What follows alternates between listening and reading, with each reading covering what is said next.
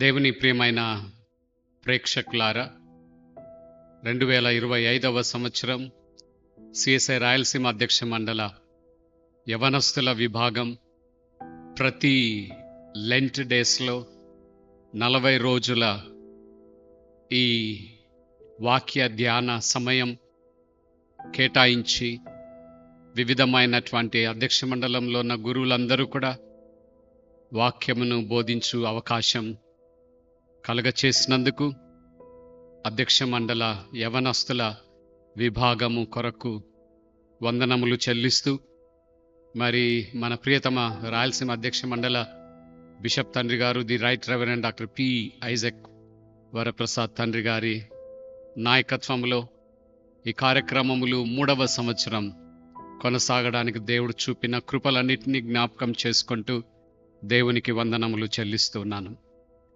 ఈ దినము నా కొరకు ధ్యానము కొరకు ఏర్పాటు చేయబడినటువంటి అంశము పొరుగువారికి సహాయము చేయుట, ఇతరులకు సహాయము చేయుట. దాని కొరకు ఏర్పాటు చేయబడినటువంటి వాక్య భాగం మత్తయి సువార్త 25వ అధ్యాయం 35వ వచనం నుండి 46వ వచనం వరకు. ధ్యానంలోనికి వెళ్ళడానికి ముందుగా ప్రార్థన చేసుకుందాము. కృపగల మా ప్రియ పరలోకపు దేవ, మానవ రక్షణార్థమై మా సృష్టికర్తవైనటువంటి దేవుడవు మీ ప్రియ కుమారుడిని నరావతారిగా మా దేహములో పంపించి మా దేహమును పాపము నుండి విమోచించుట కొరకై తన ప్రాణాన్ని సిలువలో బలియాగము చేసిన దేవా, అతి గొప్ప రక్షణ ప్రణాళికను సిద్ధము చేసి కార్యాచరణలో జరిగించిన మా దేవ, మీకు వందనములు చెల్లించుచున్నాము. క్రీస్తు ప్రభుల వారి శ్రమలు, మరణం, పునరుత్థానం మానవ జీవితాలకు అనుగ్రహించిన ఉచిత నిత్యత్వ దైవ నిరీక్షణ, దైవ కృప జ్ఞాపకం చేసుకుంటూ మీకు వందనములు చెల్లిస్తూ, మీ నీతితో మమ్మను నింపుచున్నందుకు వందనములు. మీ వాక్యమును మేము నేర్చుకున్నటకు సహాయం చేయము. యేసు నామమున ప్రార్థించుచున్నాము తండ్రి, ఆమెన్. ఒక వచనమును నేను మీ కొరకు చదివి వాక్య ధ్యానంలోనికి వెళ్దాము. తన కుడి వైపున గొర్రెలను, ఎడమ వైపున మేకలను నిలబెట్టును. అప్పుడు రాజు తన కుడి వైపున ఉన్న వారిని చూచి, నా తండ్రి చేత ఆశీర్వదించబడిన వారలారా, రండి, లోకము పుట్టినది మొదలుకొని మీ కొరకు సిద్ధపరచబడిన రాజ్యమును స్వతంత్రించుకొనుడి. నేను ఆకలిగొంటిని, మీరు నాకు భోజనం పెట్టితిరి. దప్పిగొంటిని, నాకు దాహమిచ్చితిరి. పరదేశినై ఉంటిని, నన్ను చేర్చుకొంటిరి.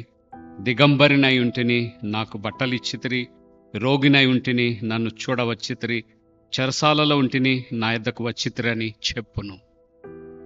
ఈ వచన భాగాన్ని మనం ధ్యానం చేసినప్పుడు, ఆలోచించినప్పుడు, క్రీస్తు ప్రభుల వారు అంత్య తీర్పు తీర్చు న్యాయాధిపతిగా మత్తయి సువార్తికుడు తన సువార్తలో క్రీస్తు ప్రభుల వారి శ్రమల వృత్తాంతంలో ఈ టెక్స్ట్ని ప్రత్యేకంగా వారు వ్రాసినట్టుగా మనం అర్థం చేసుకోవడానికి ప్రయత్నం చేయవలసి ఉన్నది. వాక్య ధ్యానంలోనికి వెళ్ళడానికి ముందుగా మీతో కూడా ఒక చిన్న జరిగిన సంఘటనని నేను మీతో పంచుకోవాలని ఆశపడుతున్నాను. 2002వ సంవత్సరం సిఎస్ఐ హోలీ ట్రినిటీ చర్చ్ అనంతపూర్లో నేను పనిచేస్తున్నటువంటి సందర్భంలో ఫైనల్ జడ్జిమెంట్ అనే ఈ టెక్స్ట్ పైన నేను ప్రసంగమును చర్చ్లో చెప్తా ఉన్నాను. కుడివైపు ఉన్నటువంటి గొర్రెలు, ఎడమవైపు ఉన్నటువంటి మేకలు, ఆ ఇరువురిని గురించి తీర్పు సింహాసనములో కూర్చొని ఉన్నటువంటి నరావతారి అయినటువంటి యేసుక్రీస్తు ప్రభుల వారు, సన్ ఆఫ్ మ్యాన్, దేవుని కుమారుడు, మనుష్య కుమారుడు, ఆయన తీర్పుని గురించి నేను వాక్యమును చెబుతూ ఉన్నప్పుడు, ప్రసంగం అయిన తర్వాత అక్కడ ప్రసంగమును వింటున్నటువంటి ఒక హైందవ కన్వర్టెడ్ క్రిస్టియన్ ఆమె నా దగ్గరకు వచ్చి మాట్లాడుతూ ఉన్నది, పాస్టర్ గారు, మీరు ప్రసంగం చెప్తూ ఉన్నప్పుడు నేను ఆల్టర్ని చూస్తూ ఉన్నాను. ఆల్టరు దగదగ మెరుస్తూ ఉన్నది. యేసుక్రీస్తు ప్రభుల వారు సింహాసనం మీద కూర్చొని ఉన్నారు. కుడివైపున నాకు గొర్రెలు కనిపిస్తూ ఉన్నాయి. ఎడమ వైపున నాకు మేకలు కనిపిస్తూ ఉన్నాయి.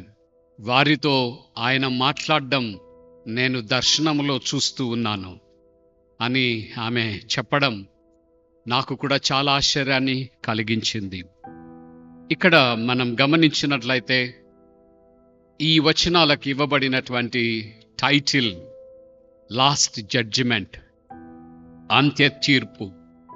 యేసుక్రీస్తు ప్రభుల వారికి ఈ టెక్స్ట్లో మత్తయి సువార్తికుడు కొన్ని థియోలాజికల్, క్రిస్టలాజికల్ టైటిల్స్ ఆయన ఆపాదిస్తూ ఉన్నట్టుగా మనం నేర్చుకొనవలసి ఉన్నది.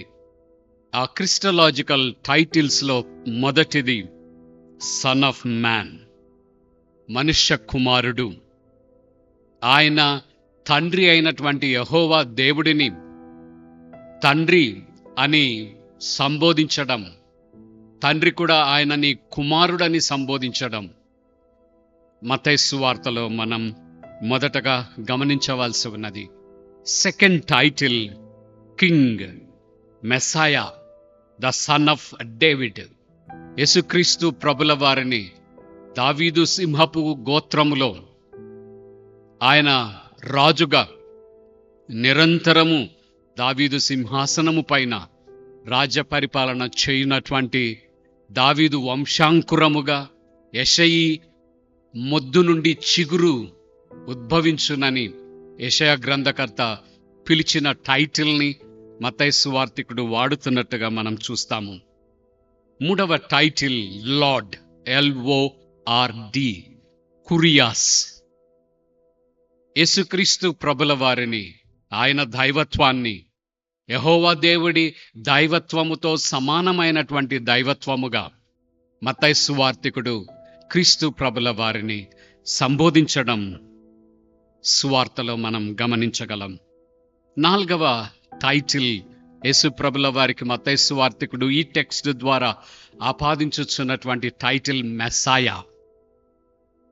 యేసుక్రీస్తు ప్రభుల వారు ఇశ్రాయేలు సమాజం మెస్సయా అనే ఒక రాజు తమ కొరకు దేవుడు పంపిస్తాడని, ఆయన దావీదు వంశంలో రాజుగా ఇశ్రాయేలు ప్రజలను రాజ్య పరిపాలన చేస్తాడని, వారు తెగలుగా విడిపోయినటువంటి వారు, 2 రాజ్యాలు ఉత్తర దక్షిణ రాజ్యములుగా విడిపోయినటువంటి వారు ఏకరాజ్యము చేయబడతారని, దావీదు రాజు కాలము నాటి స్వర్ణయుగం ఈ మెస్సయా కూడా స్థాపిస్తాడని, ఇశ్రాయేల్ ప్రజలకు ఒకే రాజుగా, వారందరినీ ఒకే ప్రజగా, ఒకే జనాంగముగా ఐక్యపరిచే ఒక గొప్ప రాజ్యము రాబోతూ ఉన్నదని వారు ఎంతో విశ్వాసముతో వేచి ఉన్నటువంటి ఆ మెస్సయా ఈ క్రీస్తు ప్రభుల వారు, ఆ మెస్సయా ఈ నరావతారి అయినటువంటి యేసుక్రీస్తు ప్రభుల వారే అని మత్తయి సువార్తికుడు మాట్లాడడం మనం చూడగలుగుతాం. చివరి టైటిల్ మత్తయి సువార్తికుడు యేసు ప్రభుల వారికి ఇస్తూ ఉన్నటువంటిది ద జడ్జ్, న్యాయాధిపతి. ఈ న్యాయాధిపతి సింహాసనం మీద కూర్చుంటాడు. దేవుని రాజ్యము భూమి మీద స్థాపించినటువంటి ఆ యేసుక్రీస్తు ప్రభుల వారే అంత్య తీర్పు తీరుస్తాడు. ఆ తీర్పు తీర్చడంలో ఆయన చాలా స్పష్టంగా మంచివారు రిప్రజెంట్స్ షీప్, చెడ్డవారు డెవిల్ చిల్డ్రన్, గొర్రెలు ఎడమవైపు, ఈ విశిష్టమైనటువంటి స్పష్టమైనటువంటి విభజన ఆయన చేస్తాడు. అంత్య తీర్పు క్రీస్తు ప్రభుల వారు తీరుస్తారు. తీర్చిన తరువాత ఒక్కొక్కరికి నిర్దేశించబడినటువంటి, కుడివైపున్న వారికి నిత్యరాజ్యం, ఎడమవైపు ఉన్నటువంటి వారికి నిత్య మరణం, వారిని వారి వారి రాజ్యాలకు పంపించే అధికారం యేసుక్రీస్తు ప్రభుల వారికి తండ్రి అయినటువంటి దేవుడు ఇచ్చాడు అని మత్తయి సువార్తికుడు మాట్లాడుతూ ఉన్నాడు. మరి ముఖ్యంగా మనం గమనించవలసినటువంటి కాంటెక్స్ట్ ఫస్ట్ సెంచరీ యేసుక్రీస్తు ప్రభుల వారు చనిపోయి పునరుద్ధానుడై 40వ రోజు ఆరోహణమైన తరువాత క్రీస్తు నామ విశ్వాసము ప్రకటించుచున్నటువంటి సువార్తను ప్రకటించుచున్నటువంటి ఆ పరిచర్యల ద్వారా ఉద్భవించిన క్రైస్తవ సంఘం, ఆది క్రైస్తవ సంఘం చాలా శ్రమలను ఎదుర్కొన్నటువంటి కాంటెక్స్ట్. మత్తయి సువార్తికుడు జీవించిన కాలం, ఆయన హాజరవుతున్నటువంటి ఆయన స్థానిక సంఘం, ఆ సంఘపు విశ్వాసులు వారు ఎదుర్కొంటున్నటువంటి అనుదిన అన్సర్టనిటీ, యేసును వెంబడించుటను బట్టి పర్సిక్యూషన్స్, శ్రమలు, చంపబడుతున్నటువంటి కాంటెక్స్లో ఆయన ఈ సువార్తను రాస్తూ ఉన్నట్టుగా మనం గమనించగలం. తర్వాత ఈ 25వ అధ్యాయం మనం గమనించినట్లయితే farewell speech of Jesus Christ or యేసుక్రీస్తు ప్రభుల వారు ప్యాషన్ నర్రేటివ్స్, శ్రమల వృత్తాంతములో ఈ టెక్స్ట్ ఇమిడీకృతము చేయబడినట్టుగా మనం చూడగలుగుతాం. యేసుక్రీస్తు ప్రభుల వారు పలుకుచున్నటువంటి చివరి పలుకులు, చివరి మాటలు, చివరి సందేశం, చివరి హెచ్చరికలు ఆయన చుట్టూ వింటున్నటువంటి వారికి యేసు ప్రభుల వారు ప్రకటించుచున్నటువంటి కాంటెక్స్ట్ని మనం అర్థం చేసుకొనవలసిన వారంగా ఉన్నాం. అలాగుననే ఇంకా మనం ఈ టెక్స్ట్లో ముందుకు వెళ్ళినట్లయితే లివింగ్ రెస్పాన్సిబిలిటీ, నివసించుచున్నటువంటి మనమందరం కూడా యేసుక్రీస్తు ప్రభుల వారి యందు విశ్వసించి ఈ లోకములో జీవితయాత్రలో కొనసాగుచున్నటువంటి మనమందరం కూడా గివన్ సర్టన్ లివింగ్ రెస్పాన్సిబిలిటీస్, నివసించుచున్నటువంటి బాధ్యతలను మనమందరము కూడా ఇవ్వబడినట్టుగా యేసు ప్రభుల వారు మనలని హెచ్చరిస్తూ ఉన్నాడు, జ్ఞాపకం చేస్తూ ఉన్నాడు. ఈ లోకంలో జీవించుచున్నటువంటి మనము హాపజాడుగా ఏ కష్టం వస్తే దాన్ని ఎదుర్కోవడం, ఏ సంతోషం అయితే దాంట్లో కొనసాగడం కాదు. You need to live a life with living responsibility. ఒక బాధ్యతాయుతమైన క్రమశిక్షణతో కూడుకొని ఉండవలసినటువంటి పొరుగువారి పట్ల బాధ్యత, పొరుగు మననే ప్రక్కనే ఉన్నటువంటి సృష్టి పట్ల బాధ్యత, మన చుట్టూ ఉన్నటువంటి అక్కర కలిగినటువంటి వారి పట్ల బాధ్యతాయుతమైనటువంటి జీవితాన్ని జీవించుట మనకు ఒక పిలుపుగా యేసుక్రీస్తు ప్రభుల వారు ఈ భాగంలో జ్ఞాపకం చేస్తూ ఉన్నాడు. మత్తయి సువార్తికుడు మాట్లాడుతున్నటువంటి ఈ టెక్స్ట్లో మనము చాలా స్పష్టమైనటువంటి డ్యూయలిజం చూస్తాము. రెండు విభిన్న దృక్పథాలు, రెండు విభిన్నమైనటువంటి రాజ్యాలు, రెండు విభిన్నమైనటువంటి గ్రూప్గా మానవ సమాజం విభజించబడి ఉంటుంది అనే సత్యాన్ని సువార్తికుడి భాగంలో మాట్లాడుతున్నట్టుగా మనం చూస్తాం. ఒకటి సన్ ఆఫ్ మ్యాన్, మనుష్య కుమారుడికి, ఆయన యందు విశ్వాసం ఉంచినటువంటి వారికి, ఆ విశ్వాసములో తమ జీవితాల్ని కొనసాగించుచున్నటువంటి వారు ఒక గ్రూప్ అయితే, ఆ గ్రూపుకు విరుద్ధముగా అదర్ వరల్డ్లీ, ఆ గ్రూప్కు విరుద్ధముగా ఇహలోక సంబంధమైనటువంటి ఇష్టములను నెరవేర్చుకుంటూ క్రీస్తు ప్రభుల వారి యందు బయలుపరచబడినటువంటి రక్షణని నిర్లక్ష్యము చేసి, తృణీకరించి, వ్యతిరేకించి తమకిష్టమైనటువంటి మార్గములలో నడుచుటకు సంకల్పించుకున్నటువంటి రెండవ గ్రూప్. ఈ రెండు గ్రూపులు కూడా కలిసి జీవిస్తాయి, ఇంటర్ట్వైన్డ్. ఒకరిలో ఒకరు ఉండి జీవిస్తారు. వారు సపరేట్గా ఒక లోకంలో, వీరు సపరేట్గా మరొక ప్రాంతంలో నివసించరు, ఒకే ప్రాంతంలో ఉంటారు. వీరిరువురు కలిసి జీవిస్తారు. ఒకరేమో మనుష్య కుమారుడిగా బయలుపరచబడిన క్రీస్తు ప్రభుల వారి యందలి విశ్వాసమును కలిగి, ఆ విశ్వాసమును జాగ్రత్తగా కనిపెట్టుకుంటూ, ఆ విశ్వాసములో నమ్మకంగా, యథార్థంగా దేవుణ్ణి ప్రేమిస్తూ, ఆయన ఆజ్ఞలకు విధేయత కలిగి, దేవుని వాక్యమును చదువుతూ, ప్రార్థన కలిగిన వారుగా, ఒక క్రమశిక్షణ కలిగిన విశ్వాస జీవితాన్ని కొనసాగించేవారు ఒక గ్రూప్ అయితే, వారికి విరుద్ధమైనటువంటి, బద్ధ విరుద్ధమైన మరొక గ్రూప్, వారు దేవునికి అయిష్టమైనటువంటి మాటలు, అయిష్టమైనటువంటి ప్రవర్తన, అయిష్టమైనటువంటి చర్యలు, అయిష్టమైనటువంటి నిర్ణయాలు, వారి సొంత జీవితాల పట్ల శ్రద్ధను కలిగినటువంటి వారుగా వారు కొనసాగుతారు అనే ఈ రెండు విభిన్న రాజ్యములు ఒకే రాజ్యములో కలిసి జీవిస్తారు. ఆ కలిసి జీవించేవారు చివరిలో అంత్య తీర్పులో రెండుగా స్పష్టమైనటువంటి ఒక విభజన వారిద్దరి మధ్య జరుగుతుంది అనే సంగతిని మత్తయి సువార్తికుడు తన సువార్తలో మాట్లాడుతున్నట్టుగా మనం చూడగలుగుతాం. సన్ ఆఫ్ మ్యాన్, మనుష్య కుమారుడు, మనం గమనించినట్లయితే brings a true Kingdom. He establishes true Kingdom on earth. యేసుక్రీస్తు ప్రభుల వారు భూమి మీద నరావతారిగా జన్మించినటువంటి వాడు, దేవుని ఏజెంట్గా, దేవుని కుమారుడిగా ఈ లోకంలో మానవ హృదయాలలో దేవుని ప్రేమను కుమ్మరిస్తాడు.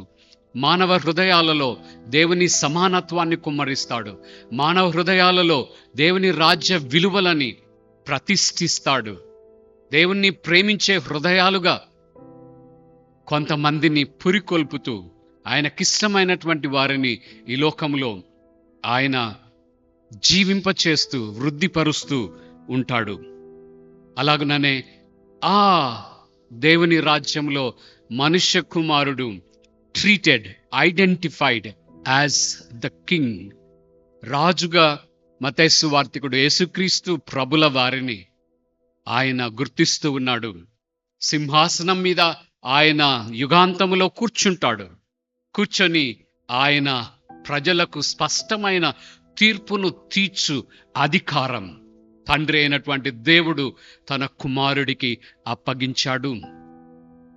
కుమారుడు తండ్రికి విధేయత కలిగినటువంటి వాడుగా భూమి మీదకి వచ్చాడు. చనిపోమన్నాడు తండ్రి. తన ప్రాణాన్ని ఆయన సిలువలో శపిత మరణం బలియాగముగా మనందరి స్థానములో మనకు రావలసిన శిక్షను ఆయన భరించుటను బట్టి, ఆయన మన స్థానములో చనిపోవుటను బట్టి, ఆయన మన స్థానములో దేవుని శాపముగా మార్చబడుటను బట్టి తండ్రి అయినటువంటి దేవుడు ఎలివేటెడ్ హిమ్, హానర్డ్ హిమ్, ఆయనని అత్యున్నతమైనటువంటి స్థితిలోనికి హెచ్చిస్తూ ఉన్నట్టుగా మనం చూస్తాం. మహిమ సింహాసనము మీద ఈ మనుష్య కుమారుడు కూర్చుంటాడు. దేవుని నీతిని మానవ హృదయాలలో ఈ లోకములో స్థాపించడానికి పూనుకున్నటువంటి వాడు. దేవుని రాజ్యము కమ్స్ టు కల్మినేషన్, చివరికి గమ్యానికి నిర్దేశించబడిన ఉద్దేశములను సంపూర్తి చేయబడుటకు kingdom of God will travel, ప్రయాణం చేస్తుంది అనే సత్యాన్ని మత్తయి సువార్తికుడు మాట్లాడుతూ ఉన్నాడు. దానికి బద్ధ విరుద్ధముగా మరొక రాజ్యము కూడా మన ప్రక్కనే మనకు కనిపిస్తుంది. దేవుని ద్వేషించేవారు, దేవునికి లోబడని వారు, దేవుణ్ణి అయిష్టంగా చూచేవారు, నాదే అనే స్వ అభిమానం, గర్వం, ఇవన్నీ కూడా కలిగినటువంటి వారు ఆ ప్రక్కనే జీవిస్తూ ఉంటారు. ఇక్కడ మనం గమనించినట్లయితే అంత్య తీర్పులో సింహాసనం మీద కూర్చున్నటువంటి మనుష్య కుమారుడిగా పిలువబడినటువంటి దావీదు వంశాంకురం అయినటువంటి యేసుక్రీస్తు ప్రభుల వారు తీర్పు తీరుస్తూ ఉన్నాడు. ఆ తీర్పు తీర్చుటలో మనం గమనించినట్లయితే కుడివైపు ఉన్నటువంటి వారితో చెబుతా ఉన్నాడు, నేను ఆకలి గొంటిని, నాకు మీరు ఆహారం పెట్టారు. నేను వస్త్రహీనుడనై ఉంటిని, మీరు నాకు వస్త్రములు ఇచ్చారు. నేను రోగినై ఉంటిని, నన్ను చూడవచ్చితిరి. నేను చెరసాలలో ఉంటిని, నన్ను మీరు చూడవచ్చితిరి. కుడివైపు ఉన్నటువంటి వారు చాలా ఆశ్చర్యపోతూ ఉన్నారు. మీరెప్పుడొచ్చారు? మేమెప్పుడు ఆ సహాయాలన్నీ చేశాము. యేసుక్రీస్తు ప్రభుల వారు చెబుతూ ఉన్నారు, అల్పమైన ఈ నా సహోదరులకు మీరు చేయుటను బట్టి దానిని నాకు మీరు చేశారు. ఎవరు ఈ అల్పమైనటువంటి వారు? ఈ అల్పమైనటువంటి వారు మన ప్రక్కనే ఉన్నటువంటి అక్కర కలిగిన సోజర్నర్స్, మనతో కూడా ప్రయాణం చేస్తూ ఉన్నటువంటి వారు. పాత నిబంధన అంతటిలో మనం గమనించినట్లయితే యేసు ప్రభుల వారు బోధించారు self giving care for others. ప్రక్కనున్నటువంటి వారిని వారి అక్కర్లను తీర్చడం కొరకు నిన్ను నీవు సమర్పించుకోవడం, నిన్ను నీవు నీ అక్కర్లను సెకండరీగా రెండవదిగా ట్రీట్ చేస్తూ పొరుగువారి అక్కరను చూచి వారిని నీ పొరుగువారిగా గుర్తించి గౌరవించి వారికి గౌరవాన్ని వారి హక్కులను నీవు గుర్తించి వాటిని మరి వృద్ధిపరచడంలో వారికి సహాయం చేయడంలో నీవు పురికొల్పబడవలసినటువంటి అక్కర. It is God's commandment. అకుడి వైపు ఉన్నటువంటి వారితో యేసుప్రభుల వారు చెప్పారు. వారు చాలా ఆశ్చర్యపోయారు. నీవే వచ్చావని మాకు తెలిసింటే మేము ఇంకా చాలా గొప్పగా నిన్ను చూచుకునేవారం. ఆ పిదప కుడివైపు ఉన్నటువంటి వారితో యేసుప్రభుల వారు చెప్తున్నారు, మీ కొరకు సిద్ధము చేసినటువంటి నిత్య రాజ్యమును మీరు స్వతంత్రించుకోనండి. ఎడమ వైపు ఉన్నటువంటి వారితో యేసుప్రభుల వారు మాట్లాడుతున్నారు మేకలతో. నేను రోగినై ఉంటిని మీరు నన్ను చూడరాలేదు, ఆకలిగొంటిని మీరు నాకు ఆహారం పెట్టలేదు, చెరసాలలో ఉంటిని నన్ను మీరు చూడరాలేదు. వారు కూడా ఆశ్చర్యంగా అడుగుతా ఉన్నారు, ఎప్పుడు మీరు చెరసాలలో ఉన్నారు, ఎప్పుడు మీరు ఆకలిగొంటే మా ఇంటికి వస్తే మేము మీకు ఆహారం పెట్టలేదు, ఎప్పుడు మీరు అనారోగ్యముతో వైద్యశాలలో ఉంటే మేము నిన్ను చూడడానికి రాలేదు, మాకు తెలియదు. అల్పమైన ఈ నా సహోదరులకు మీ ప్రక్కనే మీకు కనిపించుచున్నటువంటి అక్కర కలిగినటువంటి దేవుని స్వరూపములో సృజించబడిన మీ పొరుగు వారిని మీరు గౌరవించడం లేదు. వారి అక్కర్లు మీకు కనిపించడం లేదు. వారి అక్కర్లలో సహాయపడే సామర్థ్యం మీ దగ్గర ఉన్నప్పటికీ కూడా మీ దగ్గర కనికరము నాకు కనిపించడం లేదు. వారు కూడా ఆశ్చర్యపోతా ఉన్నారు. మీరని తెలిసింటే మేం సహాయం చేసేవారం. అలా సహాయం చేయలేదు కాబట్టి మీరందరూ కూడా సాతానుకును వాడి దూతలకును సిద్ధము చేసినటువంటి నిత్య నాశనములోనికి, నిత్య నరకములోనికి మీరు వెళ్ళిపోండి అనే తీర్పుని ఈ భాగంలో సింహాసనం మీద కూర్చొనున్నటువంటి యేసుక్రీస్తు ప్రభుల వారు మాట్లాడుతూ ఉన్నారు. దేవుని ప్రేమ అయినటువంటి వారలారా, మత్తయి సువార్తికుడి దృక్పథంలో ఈ నా అల్పులైనటువంటి నా సహోదరులు, నా సహోదరులు, హూ ఆర్ దే? ఎవరు వారు? భారతదేశానికి చెందినటువంటి వారా? ఇజ్రాయెల్ దేశానికి చెందినటువంటి వారా? తెలుగువారా? ఎవరు వారు? ప్రపంచ రాజ్యములలో అంతటా ఉన్నటువంటి యేసునందు విశ్వాసం ఉంచినటువంటి ప్రతి విశ్వాసి ఈ అల్పమైనటువంటి జనాంగంలో ఒక గ్రూపులో వారు చేర్చబడినటువంటి వారుగా మత్తయి సువార్తికుడు మనకు జ్ఞాపకం చేస్తూ ఉన్నాడు. అల్పులైనటువంటి ఈ నా సహోదరులు, సహోదరీలు ఆర్ ఈక్వల్ టు మిషనరీస్.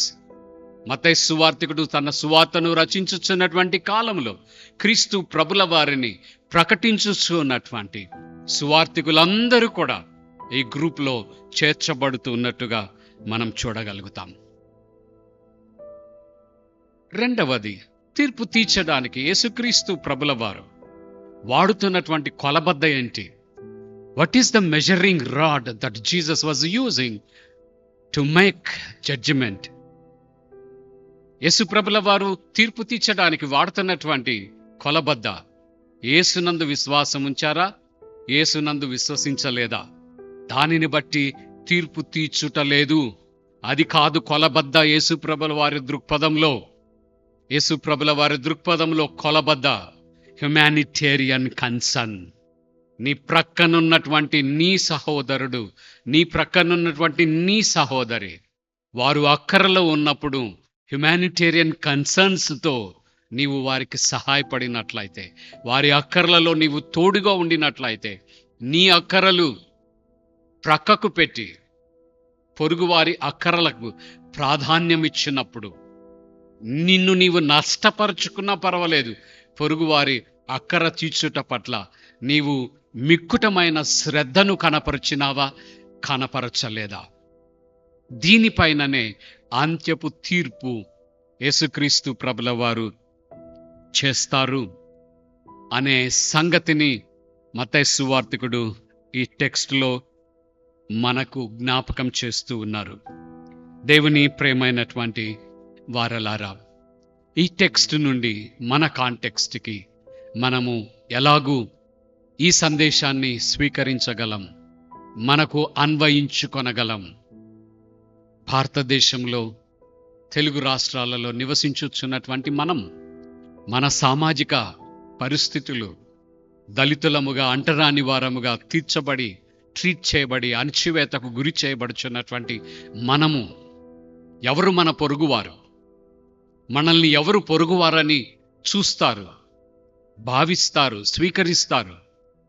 ఎవరిని మనం సహాయం చేయగలిగినటువంటి సహోదరులుగా మత్తయి సువార్తికుడి బోధ నుండి, యేసు ప్రభుల వారి తీర్పు దృశ్యము నుండి మన పొరుగు వారిని మనము గ్రహించగలం. అక్కరలో ఉన్న వారందరూ కూడా మన పొరుగువారే.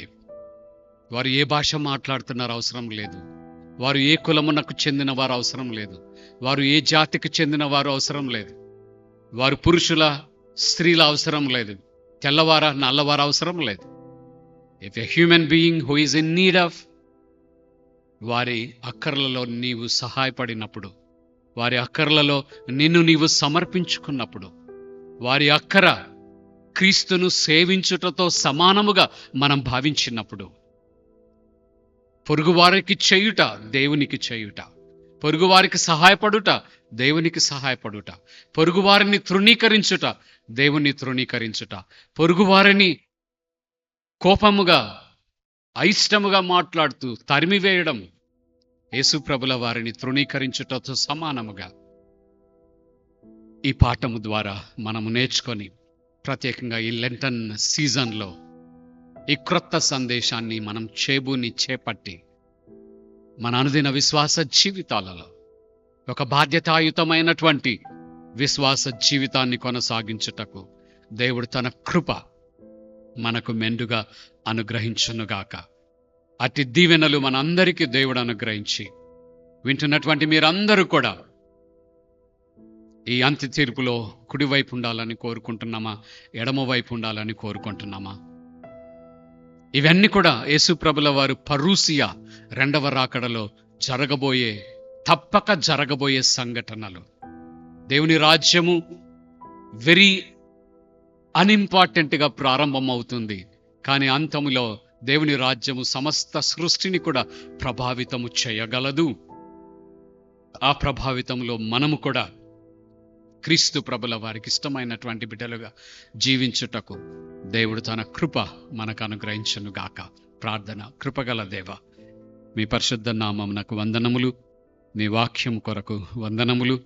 పొరుగు వారికి సహాయపడే మనస్సు మేమందరము కూడా అలవర్చుకొనవలసిన అక్కర కలిగి ఉన్నామని, పొరుగువారి అక్కర్లలో సహాయపడుట అనే ఒక గుణాన్ని మేమందరము కూడా మాలో చొప్పించుకొని దానిని వెంబడించవలనని మీ వాక్యము కోరుచుండగా, అటువైపు మమ్మను బలపరచుము. యేసునామమున అడుగుచున్నాము తండ్రి, ఆమెన్.